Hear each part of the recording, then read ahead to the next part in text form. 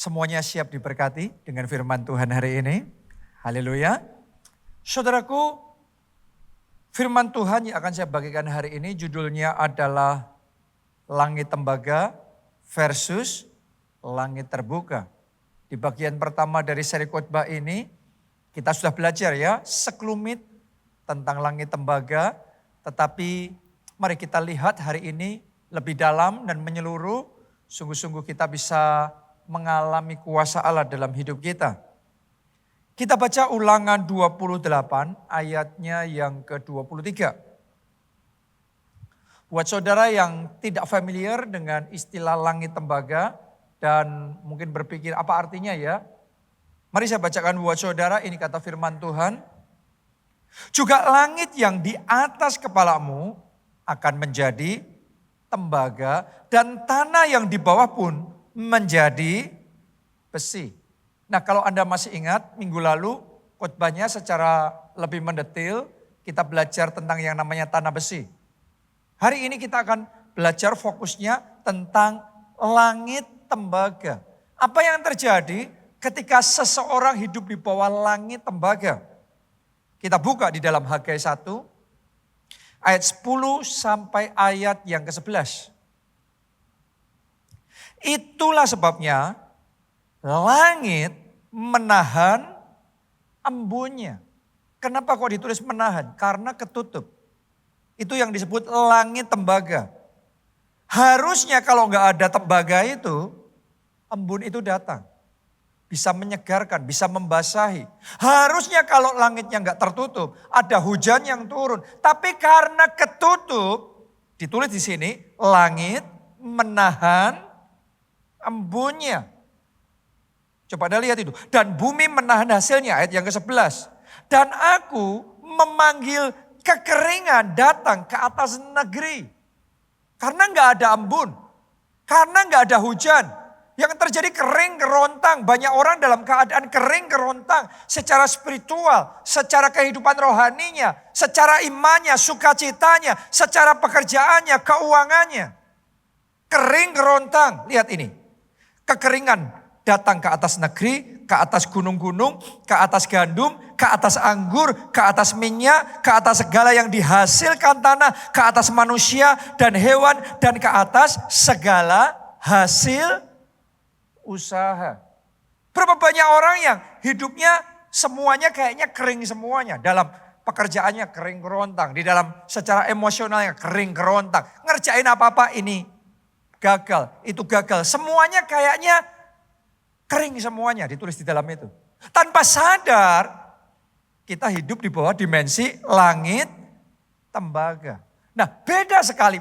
Orang yang sama ketika masih hidup di bawah dimensi langit tembaga, dibandingkan orang yang sama, bahkan mungkin pekerjaannya sama, tetapi Tuhan sudah membukakan tingkap langit dalam hidupnya. Itu hasilnya akan beda, sukacitanya akan beda, progresnya akan beda, kemenangannya akan berbeda. Karena itu saya berdoa melalui firman Tuhan ini. Tuhan akan bawa setiap jemaat keluarga Allah di tempat ini untuk berpindah dari langit tembaga pada langit terbuka. Sehingga mulai hari ini tidak ada lagi yang menahan berkat. Semua mulai hari ini sungguh-sungguh anugerahnya dicurahkan dalam hidup saudara. Nah, tapi kita harus ngerti dulu bedanya ya antara langit tembaga dan langit terbuka. Yang pertama, dalam hubungan pribadi sama Tuhan. Tahukah saudara, kalau orang hidup di bawah langit tembaga, seolah-olah kayak gak ada hadirat Tuhan, gak ada penyertaan Tuhan. Kita berdoa dan tidak ada jawaban doa yang daripada Tuhan. Itu yang dialami oleh Raja Saul gara-gara ketidaktaatannya yang terus menerus. Alkitab mengatakan roh Tuhan undur daripada Saul. Perkenanan Tuhan diambil dari Saul. Dan sejak saat itu beda semuanya. Sejak saat itu dia berdoa, Tuhan tidak menjawab. Dia berseru minta petunjuk, tidak ada petunjuk. Sampai dikatakan di Alkitab, dia datang kepada dukun untuk meminta petunjuk. Dan dia ngomong karena doa dan kosong semuanya. Kayak memang itu ditarik begitu, gak ada apapun sama sekali di situ. Karena langit tembaga. Beda sama Nabi Elia. Nabi Elia hidup di bawah open heaven, langit terbuka. Itu sebabnya ketika dia berdoa, Tuhan menjawab. Ada surga yang terbuka, ada telinga Tuhan yang siap mendengar dan menjawab doa-doanya. Waktu Nabi Elia berdoa minta api diturunkan dari langit. Dari langit Tuhan menjawab, api itu turun. Dan mendemonstrasikan kuasa Allah yang besar. Sehingga satu bangsa bertobat luar biasa. Ketika Elia berdoa minta hujan. Di tengah 3,5 tahun tidak pernah turun hujan. Tapi karena Elia yang berdoa. Maka Tuhan menjawab doa Elia itu dengan hujan yang deras dan lebat. Kenapa? Karena open heaven.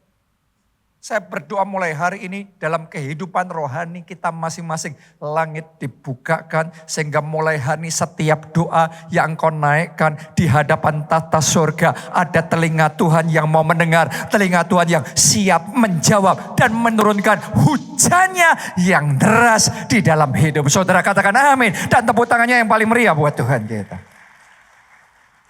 Amin. Saya berdoa dalam hidup saudara, engkau menikmati hadirat Tuhan yang luar biasa. Persekutuan yang intim dengan Roh Kudus. Karena harusnya kita gitu. Kita walk with God, kita berjalan bersama dengan Tuhan. Tapi tidak bisa seperti itu kalau orang hidup di bawah langit tembaga. Beda ya. Itu yang pertama. Yang kedua perbedaannya di dalam usahanya, di dalam pekerjaannya, di dalam bisnisnya, di dalam keberhasilannya. Ketika seseorang hidup di bawah langit tembaga, itu seperti kayak bangsa Israel yang dicatat di Hagai 1 ayat yang ke-6. Mereka naburnya banyak, tapi nuanya sedikit. Usahanya banyak, pontang-panting sana sini. Semua dilakukan, begitu capek, kelelahan, luar biasa. Tapi nothing. Sia-sia. Gak peduli yang kita lakukan. Not getting anywhere. Stagnan terus. Bahkan mundur. Dan terus turun di dalam kehidupannya.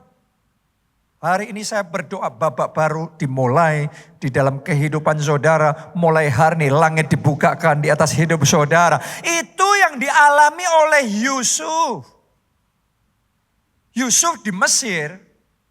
Memang dia ngalami masalah. Siapa orang yang tidak. Anda mau hidup di bawah langit terbuka pun bukan berarti gak ada masalah loh.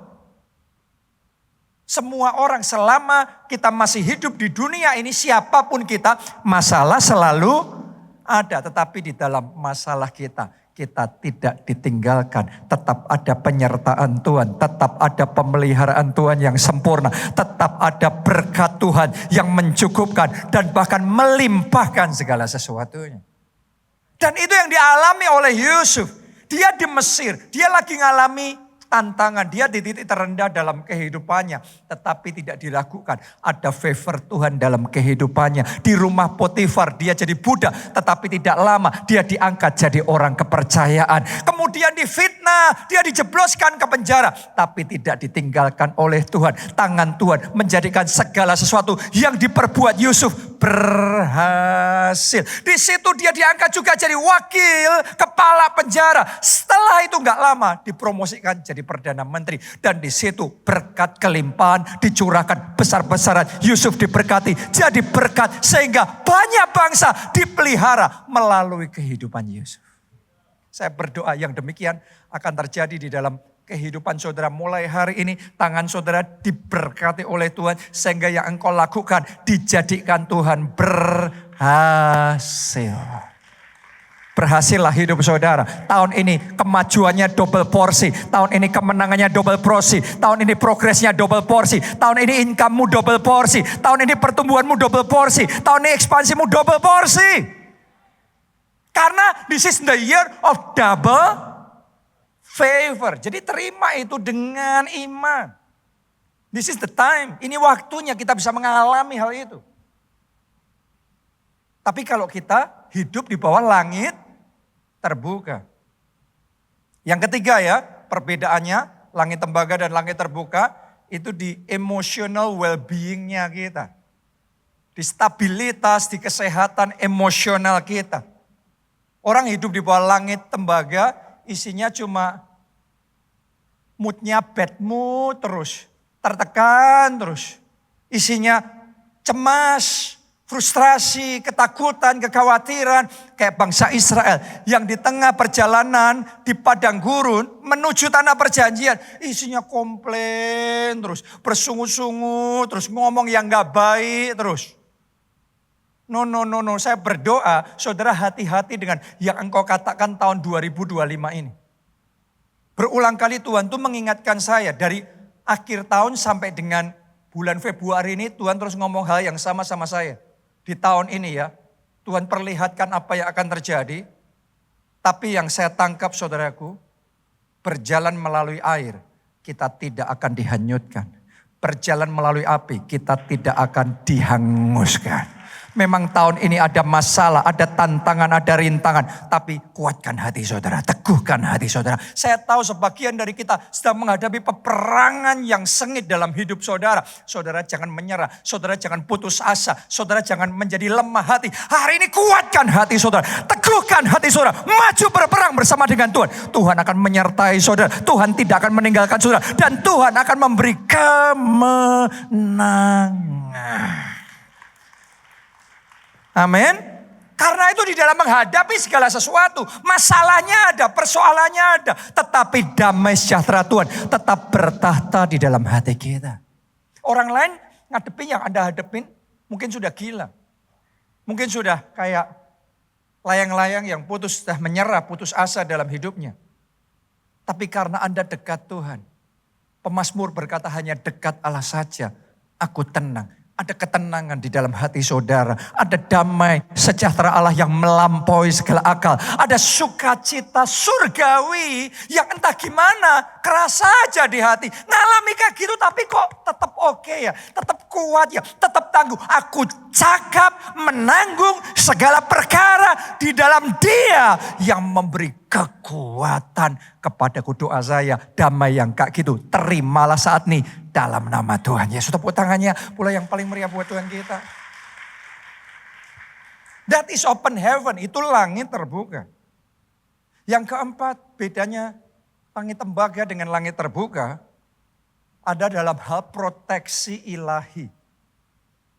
Ya karena dalam hidup ini selalu akan ada yang namanya serangan-serangan. Dari kuasa roh jahat, dari segala sesuatu yang ada di sekeliling kita. Menghadapi serangan-serangan ini hasilnya akan beda jauh kalau kita nggak ada proteksi dibandingkan kalau ada perlindungan. Itu beda. Orang kalau nggak ada perlindungan begitu dihajar serangan langsung tergeletak dia. Tapi serangannya persis sama tapi proteksinya kuat. Kita kokoh berdiri.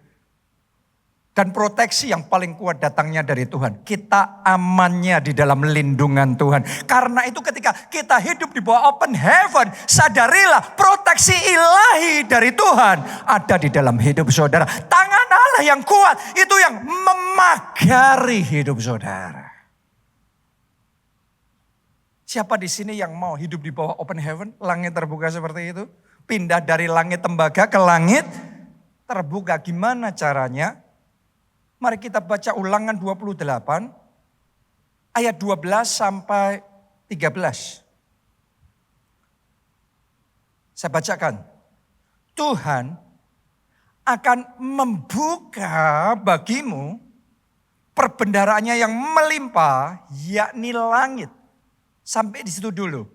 Kalau dicatat di sini Tuhan akan membuka, berarti sebelumnya situasinya gimana? Ketutup loh. Apa yang ketutup? Langit. Benar apa tidak? Tapi ada janji Tuhan di ayat ini. Dan saya percaya janji Tuhan ini bagimu. Bagimu. Oh enggak ada yang amin? Saya ulangi. Bagimu. Bagimu Tuhan akan membuka bagimu perbendaharaannya yang melimpah. Yakni langit.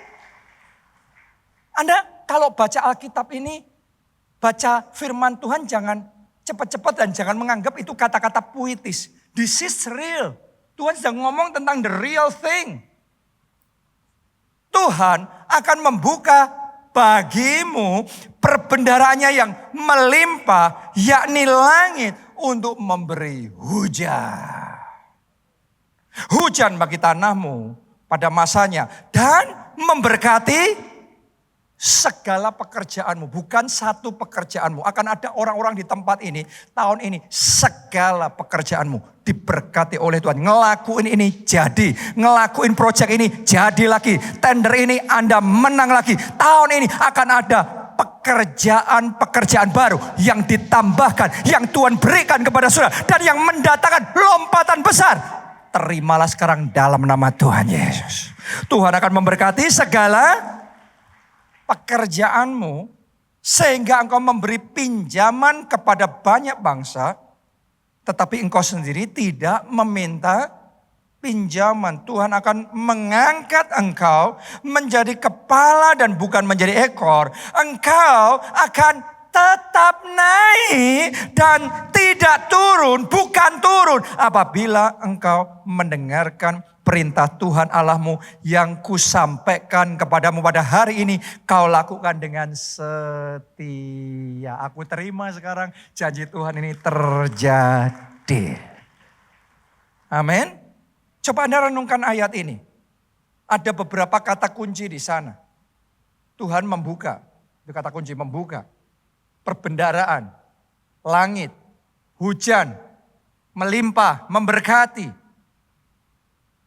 Anda coba renungkan, Anda diingatkan gak sama satu ayat Alkitab yang lain yang sangat mirip dengan ayat ini? Coba saudara renungkan, muncul gak? Mari kita baca Maleakhi 3 ayat 10 sampai ayat yang ke-12. Ditulis seperti ini, bawalah seluruh persembahan persepuluhan itu ke dalam rumah apa? Perbendaharaan, supaya ada persediaan makanan di rumahku, dan ujilah aku firman Tuhan semesta alam. Apakah aku tidak apa?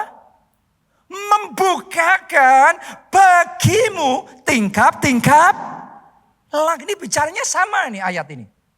Sama-sama bicara membuka tingkap langit. Dan mencurahkan apa?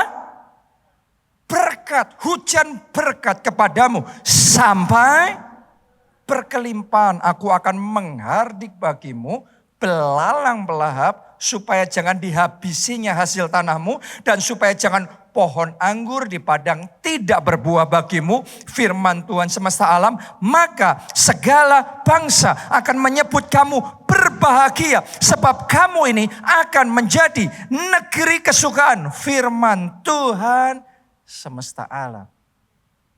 Jadi ternyata dua ayat ini sama-sama bicara tentang membuka tingkap langit.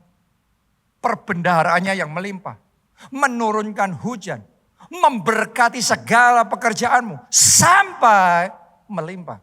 Dua-duanya sama, tetapi di Maleakhi itu memberitahu kita kuncinya gimana caranya membuka tingkap langit.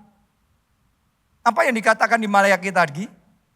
Bawalah seluruh persembahan persepuluhanmu.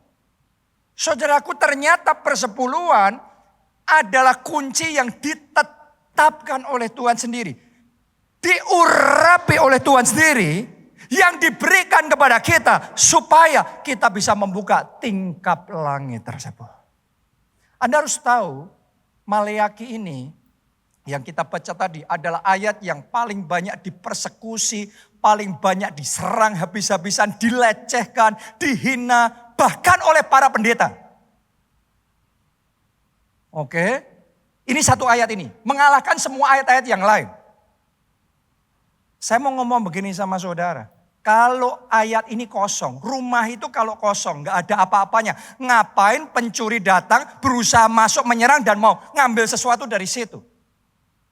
Saudara harus tahu, semakin banyak ada serangan di situ, Anda ngerti. Ada hidden gems di situ. Ada harta yang berharga. Ada janji Tuhan yang besar. Yang terkandung di dalamnya. Yang iblis tidak mau kita terima. Tapi saya berdoa hari ini. Setiap orang di tempat ini. Anda bisa menangkap rahasia kebenaran firman Tuhan. Anda bisa menangkap kunci kerajaan surga. Sehingga mulai hari ini Tuhan membuka bagimu tingkap langit, open heaven, dan mencurahkan hujan, berkat, sampai berkelimpahan. Tepuk tangannya pula yang paling meriah buat Tuhan kita.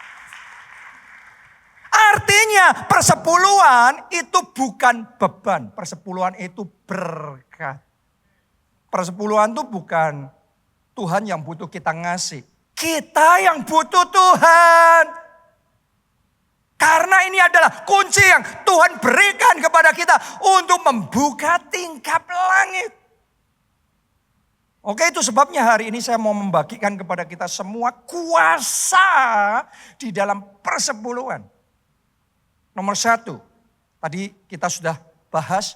Yang pertama, Tuhan akan membukakan tingkap-tingkap langit. Itu sudah kita bahas ya. Jelas firman Tuhan tadi ngomong, ini kuncinya yaitu membuka tingkap langit. Yang kedua, kuasa persepuluhan adalah Tuhan berjanji, aku akan mencurahkan berkat sampai berkelimpahan. Jadi kalau tadinya embun itu mau datang tapi ditahan, hujan itu mau turun tapi gak bisa, karena langit tembaga. Sekarang langitnya sudah terbuka dan embun itu bisa turun. Oh, saya berdoa the dew of heaven. Embun surgawi. Hujan favornya. Tercurah dengan deras dalam hidup saudara. Amin. Nah, bagian yang satu ini saudaraku sangat terkait dengan peranan Yesus sebagai imam besar menurut peraturan Melkisedek. Mungkin saudara sebagian ada yang gak familiar. Apa itu? Artinya apa ya omongan itu? Kita baca saja ayat Alkitabnya supaya clear. Ibrani 5 ayat yang ke-6. Ini perjanjian baru. Jadi Anda ngerti ini ayat-ayat yang ditetapkan di dalam perjanjian baru. Ditulis begini. Sebagaimana firman-Nya dalam suatu nas lain. Engkau ini Yesus Kristus. Adalah imam untuk selama-lamanya menurut peraturan Melkisedek. Siapa yang imam selamanya? Yesus. Yesus jadi imam besar kita. Selama-lamanya ditetapkan menurut peraturan Melkisedek. Wow, siapa yang bisa ngasih peraturan sama Yesus? Ini menurut peraturan Melkisedek. Ini must be somebody great. Ini pasti satu pribadi yang besar karena Yesus jadi imam untuk selama-lamanya menurut peraturan Melkisedek. Nah, sebagian orang mungkin heran. Saya akan bacakan sama saudara saja ayatnya langsung di perjanjian lama. Tapi sebelum kita baca saya kasih kisi-kisinya dulu. Sebenarnya Melkisedek itu adalah Yesus sendiri. Nama Yesus di perjanjian lama. Kenapa disebut Melkisedek? Karena Yesus belum di-reveal ke dunia ini. Belum turun ke dunia jadi manusia. Jadi di perjanjian lama ada satu momen dia muncul sekali, setelah itu sudah. Dan di momen yang singkat itu kita bisa melihat sekilas keimaman Yesus Kristus menurut peraturan Melkisedek. Kita baca di dalam kitab Kejadian pasal 14 ayat 18 sampai 20.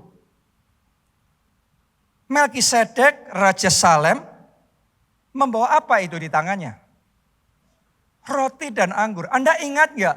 Malam sebelum Yesus disalib, ia mengangkat roti. Kemudian berkata, inilah tubuhku yang dipecahkan bagi kamu sekalian. Perbuatlah ini setiap kali kamu mengingat aku.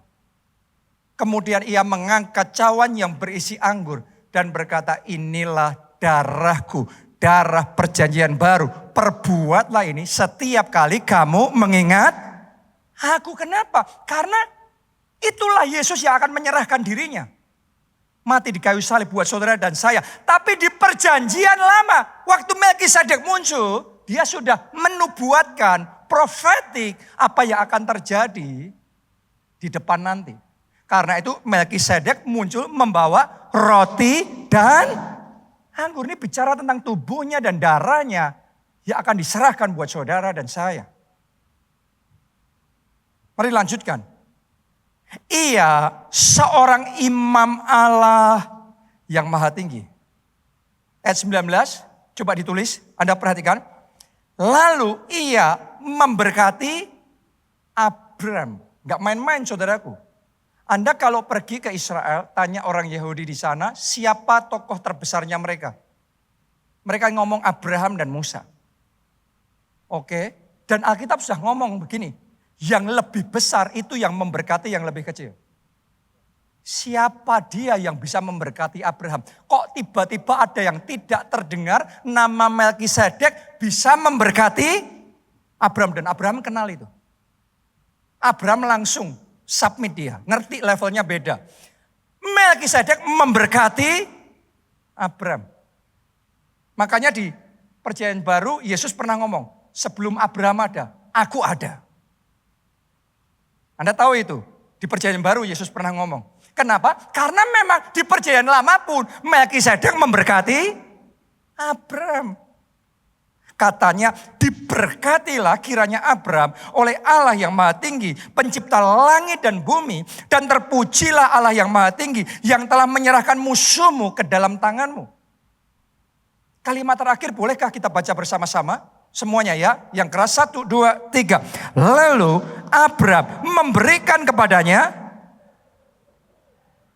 1/10 dari semuanya.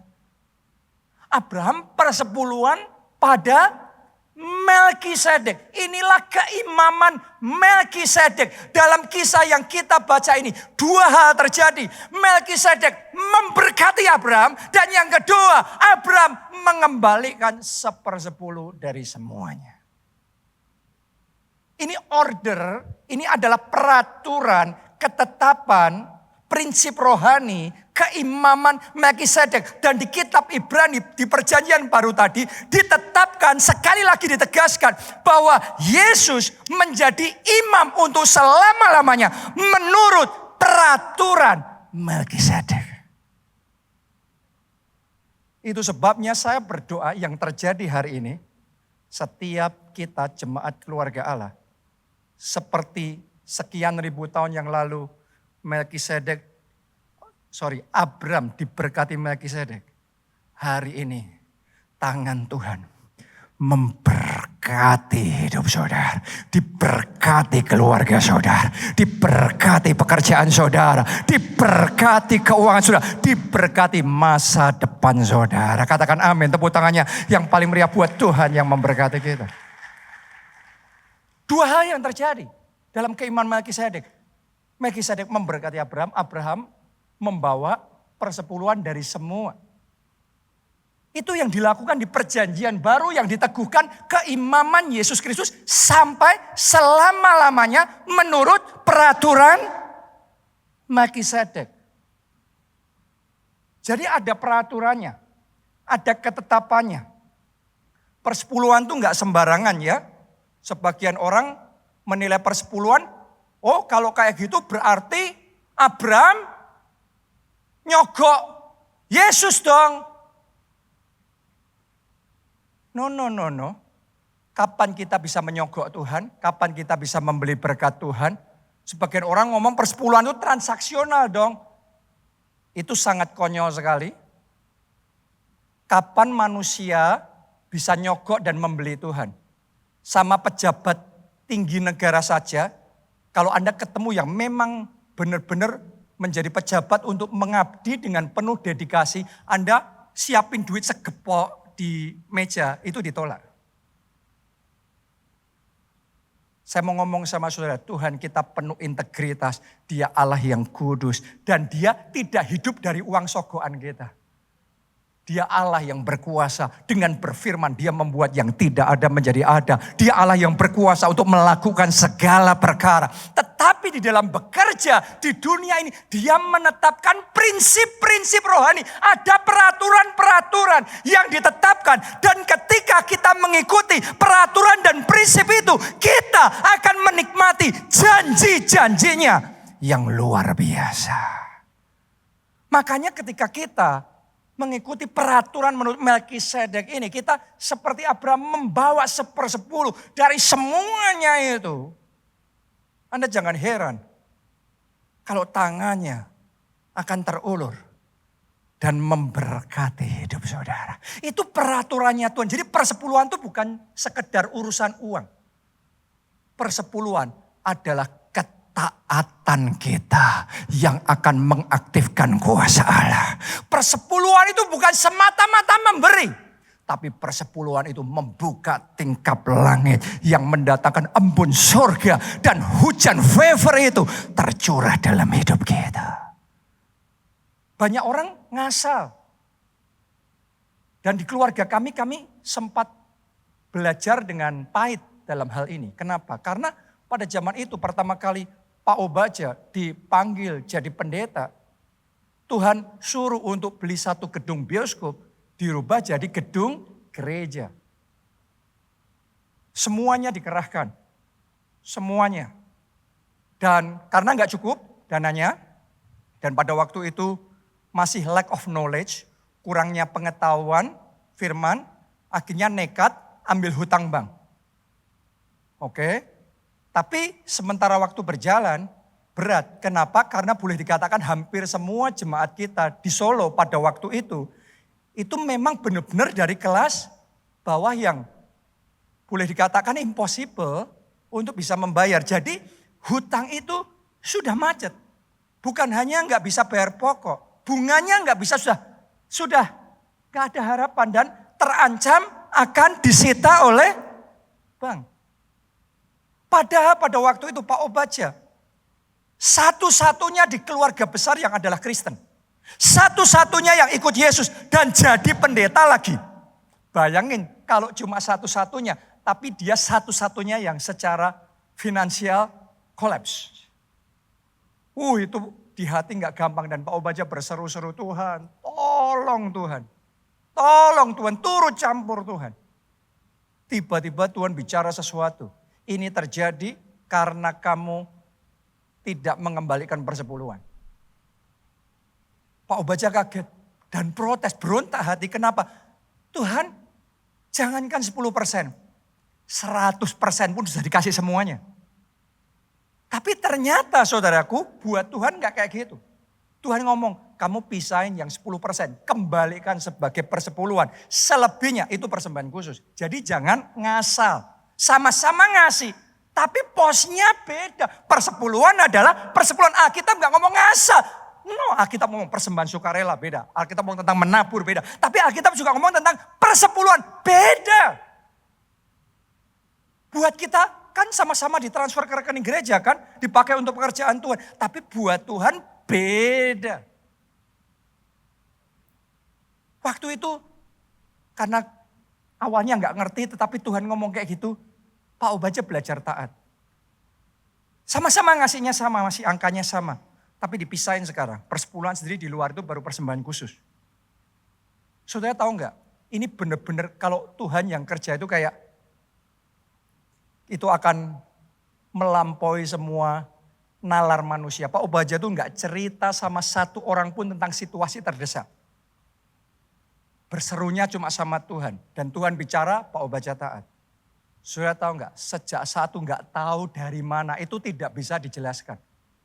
Tuhan sendiri yang membukakan tingkap-tingkap langit. Dan memerintahkan dari utara, dari selatan, dari timur, dari berkat. Itu blessing datang. Hutang yang sudah berhenti. Yang macet, yang itu aset gereja yang sudah mau diambil. Gedung gereja yang mau diambil sama bank itu. Saya mau ngomong sama saudara. Ketika tangan Tuhan bekerja, semua hutang itu lunas.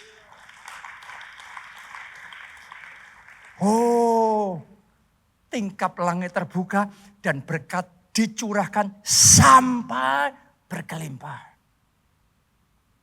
Simple act of obedience. Tindakan ketaatan yang sederhana. Hari ini saya berdoa kita semua belajar ya untuk memahami persepuluhan itu bukan sekedar asal mengembalikan persepuluhan. Itu adalah kita ngomong sama Tuhan, Tuhan aku percaya dengan firman-Mu, aku percaya dengan janji-Mu, karena aku percaya pribadi-Mu. Dalam hidup saya ini, saya yakin saudaraku, open heaven, langit terbuka itu jelas sekali. Baru saja terjadi, berapa minggu ini, saya diberi penugasan yang baru, saya diberi tanggung jawab yang baru untuk menghandle sekolah kita yang ada di Solo. Itu kita ada sekolah playgroup, TK, SD, SMP, SMA.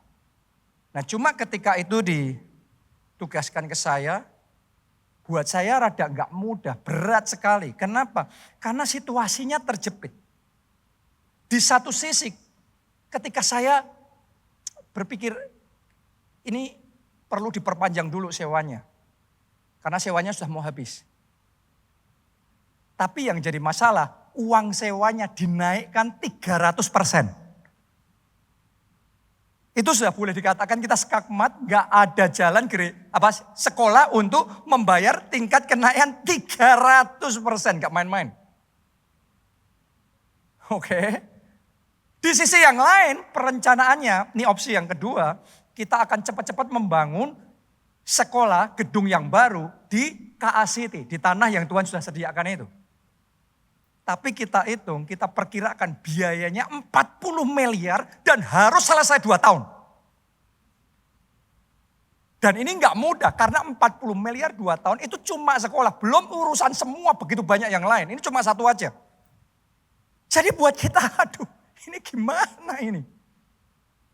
Kadang-kadang dalam hidup kita juga ngalami ini dan itu kondisi yang gak mudah. Tapi saya ngomong sama saudara, kondisi boleh susah. Tapi pastikan langit di atasmu tetap terbuka. Selama open heaven, surga selalu punya jalan buat kita. Semua pintu boleh tertutup. Tetapi Tuhan akan membuka pintu-pintu yang tertutup. Bahkan tidak ada pintu pun. Tuhan membuat pintu yang baru. Jalan yang baru buat saudara dan saya. Tiba-tiba Tuhan tuh ngasih hikmat sama saya.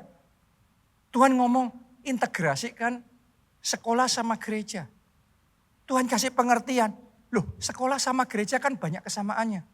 Sekolah punya area parkir enggak? Ada. Dipakainya kapan? Ya pas waktu sekolah, weekdays. Gereja Anda ke Haleluya Center ini ada enggak tempat parkirnya? Ada. Kebanyakan dipakai cuma Sabtu Minggu. Sekolah punya ruangan-ruangan enggak? Ada untuk kelas-kelas. Gereja punya enggak? Ada untuk Kids Impact, untuk meeting departemen, kelompok sel, dan macam-macam. Begitu banyak. Sekolah punya hall untuk pertemuan orang tua murid enggak? Ada. Gereja ready semua hallnya. Tiba-tiba saya kayak terbuka. Begitu terbuka saya nangkep yang Tuhan mau. Dan dari situ yang tadinya sudah terdesak. Tiba-tiba malah wow ini hebat sekali nih. Bukan hanya sekolah kita akan membangun di KA City, itu ya. Tetapi langkah pertamanya, sekolah kita akan diintegrasikan sama gereja kita di pusat kota Solo dulu. Yang sudah ready semua, tanahnya sekitar 1,2 hektar. Bangunannya saya lupa berapa besar, ya sekian 6 lantai saudaraku. Ya, dan itu sudah ready, tinggal pakai. Jadi tiba-tiba sekolah kita itu punya tanah dan bangunan yang terbesar, yang terluas di pusat kota Solo. Dan setelah itu ready untuk ekspansi berikutnya di KA City. Dari yang terjepit sekarang kayak tersedia semuanya. Untuk pakai di gereja sendiri gak perlu 40 miliar, langsung hajar. Dan ketika saya ngerenung lagi, kalau itu bisa di kota Solo, berarti di Haleluya Center, tunggu tanggal mainnya. Berarti di gereja kita di Jogja juga bisa. Berarti di tempat-tempat kita yang lain juga bisa. Coba renungkan, sekolahnya sama, tadinya posisinya kekunci. Tapi karena open heaven itu gemboknya dibuka semuanya. Dan tiba-tiba ready untuk bisa ekspansi tanpa batas. Tahun ini akan terjadi dalam hidup saudara. Pintu-pintu akan Tuhan bukakan. Dan tiba-tiba lompatan besar terjadi. Ada terobosan, kemenangan. Apa yang tidak dilihat oleh mata, tidak didengar oleh telinga, dan tidak timbul dalam hati manusia, Tuhan berikan dalam hidup saudara. Coba Anda renungkannya. Sekolahnya sama, tapi dimensi open heaven-nya beda. Hasilnya beda loh.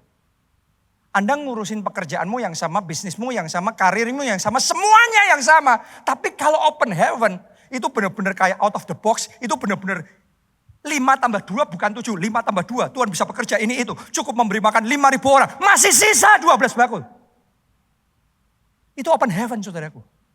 Oh, Anda yang belum pernah mengalami itu, saya berdoa mulai hari ini. Tuhan bawa saudara masuk ke dimensi open heaven ini. Sehingga abundance like never before. Kelimpahan yang belum pernah engkau alami dalam hidupmu. Terjadi. Mujizat dan keajaiban terjadi dalam hidup saudara.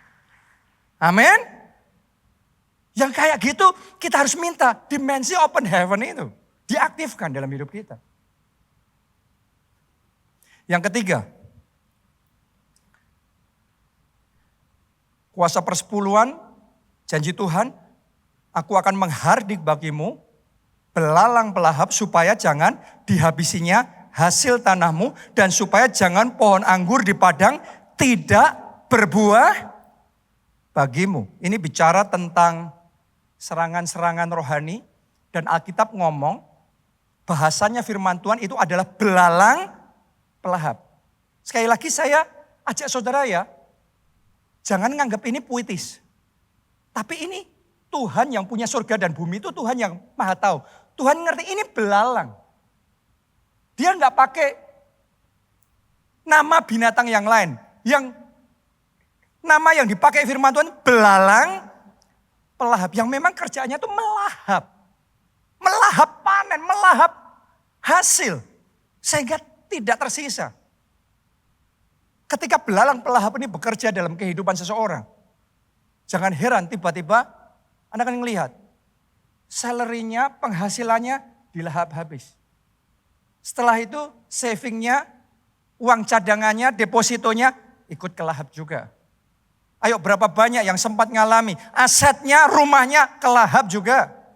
Dimakan habis. Dan semuanya sampai tanpa tersisa dilahap. Tapi firman Tuhan ngomong begini, bawalah persembahan persepuluhanmu. Janji Tuhan ngomong begini, aku akan menghardik bagimu belalang pelahap. Saya berdoa saat ini juga di dalam nama Tuhan Yesus, setiap belalang pelahap yang berusaha memakan habis berkat-berkat Tuhan dalam hidup saudara, saat ini juga dihardik, saat ini juga diusir, saat ini juga pagar perlindungan Tuhan diaktifkan. Saudara dan saya aman.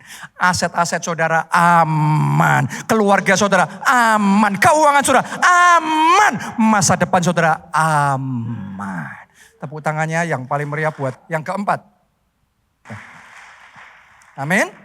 Yang terakhir ya, yang keempat.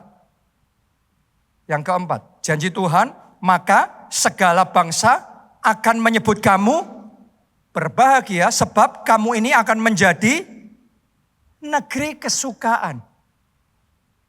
Jadi ketika Tuhan mencurahkan berkatnya, Tuhan membukakan tingkap langit sampai orang itu kelimpahan.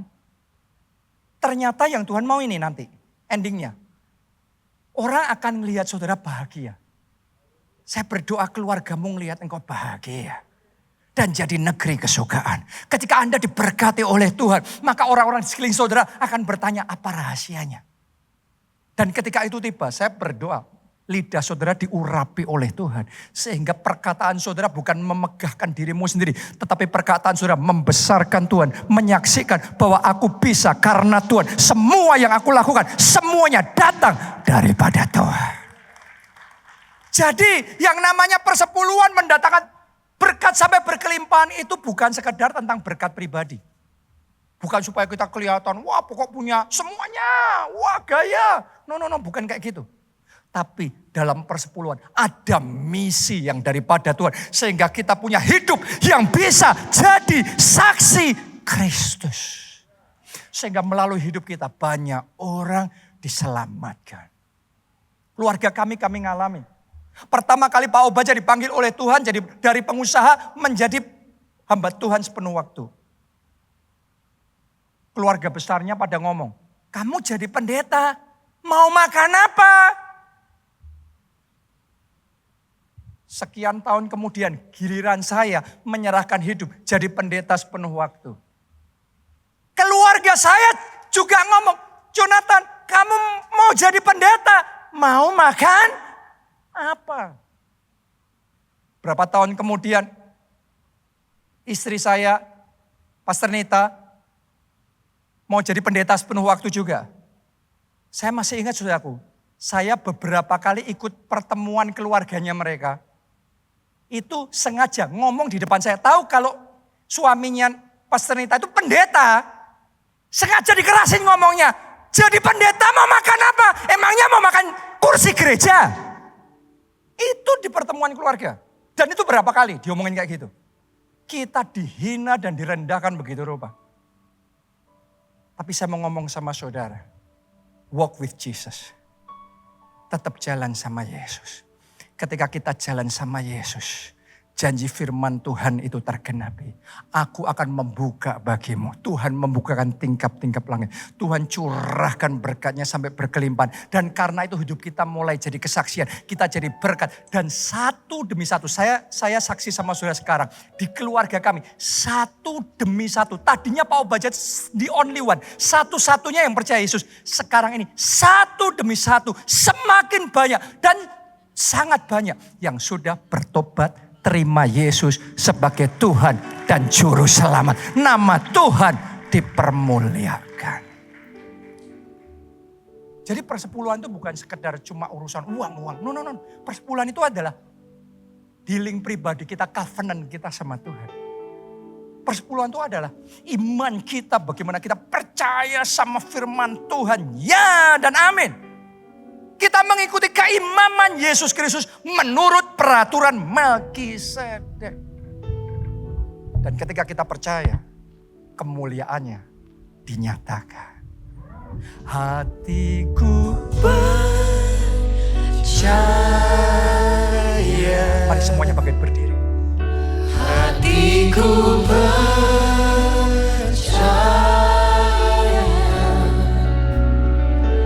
Hatiku percaya.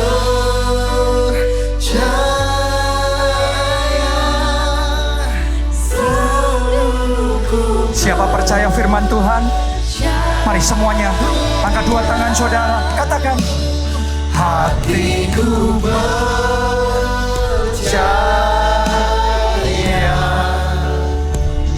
Hatiku percaya.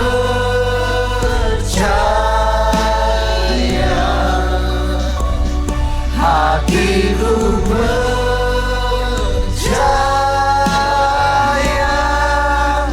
selalu ku percaya. Mari dengan segenap hati, semuanya katakan bersama. Hatiku percaya,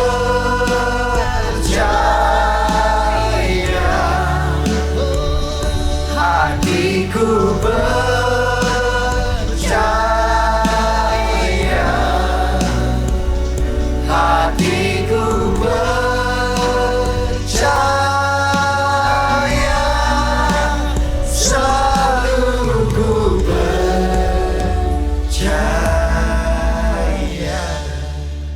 Saudara harus ingat, yang berjanji aku akan membuka bagimu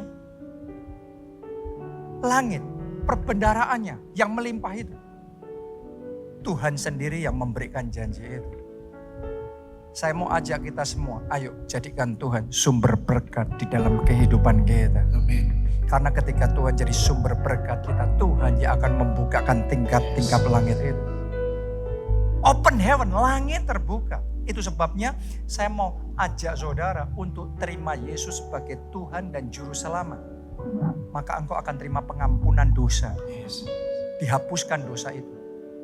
Dan Anda akan terima anugerah keselamatan. Tahu enggak saudara, open heaven, blessing nomor 1 terbesar yang kita terima adalah anugerah keselamatan. Bisa masuk dalam kerajaan surga. Anda yang mau itu, kita angkat dua tangan dan ikuti doa ini. Tuhan Yesus, masuklah dalam hatiku. Jadilah Tuhan dan Juru Selamatku. Ampuni dosa-dosaku. Selamatkan Selamatkan aku ya Tuhan. Selamatkan aku ya Tuhan. Mulai sekarang. Mulai sekarang. Hidupku milik Yesus. Hidupku milik Yesus. Aku mau ikut Yesus. Aku mau ikut Yesus. Melayani Yesus. Aku mau melayani Yesus. Seumur hidup. Seumur hidup. Aku percaya. Aku percaya. Aku sudah diselamatkan. Aku sudah diselamatkan. Amin. Amin. Sekarang yang kedua. Saya mau berdoa supaya tidak satu pun yang tetap di langit tembaga. Semuanya ngalami dimensi langit terbuka. Ya. Tiba-tiba ada favor tercurah. Tiba-tiba ada kesempatan baru. Tiba-tiba ada pintu-pintu terbuka buat saudara. Tiba-tiba ada lompatan naik level lagi dalam hidup saudara. Apa yang gak Anda pikirkan, bahkan Tuhan berikan kejutan sama saudara. Itu langit terbuka. Itu embun dari surga. Heavenly dew. That is rain of blessing coming down. Anda yang mau itu, ayo semuanya fokus sama Tuhan. Angkat dua tangan saudara, angkat suara saudara berdoa. Anda yang bisa bahasa roh, Anda berdoa dalam bahasa roh. Anda yang belum, Anda berdoa dalam bahasa Indonesia. Semuanya ngomong sama Tuhan. Open heaven. Oh ya Tuhan. Ya Tuhan. Bukakan bagi umat-Mu. Tingkap-tingkap langit. Semua langit tembaga yang menutup dan menghalangi itu saat ini dihancurkan. Dihancurkan. Semua kutub, semua yang menahan berkat itu dipatahkan, dihancurkan.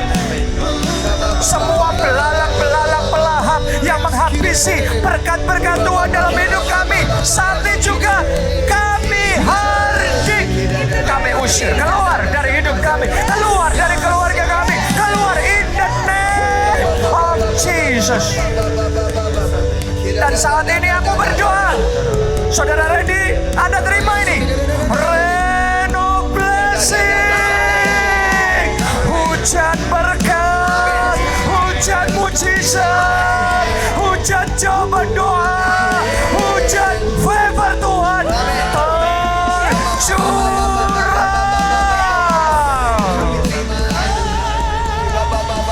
Hatiku percaya,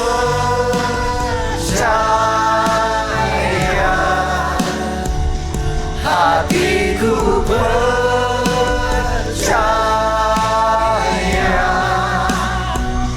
hatiku percaya, selalu ku percaya. Yang terakhir, mari yang terbaik, hatiku percaya,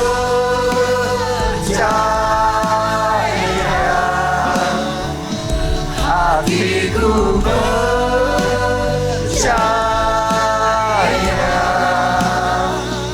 hatiku percaya,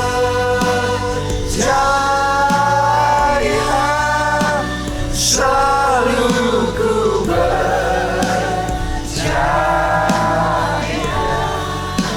selalu ku percaya, selalu ku percaya.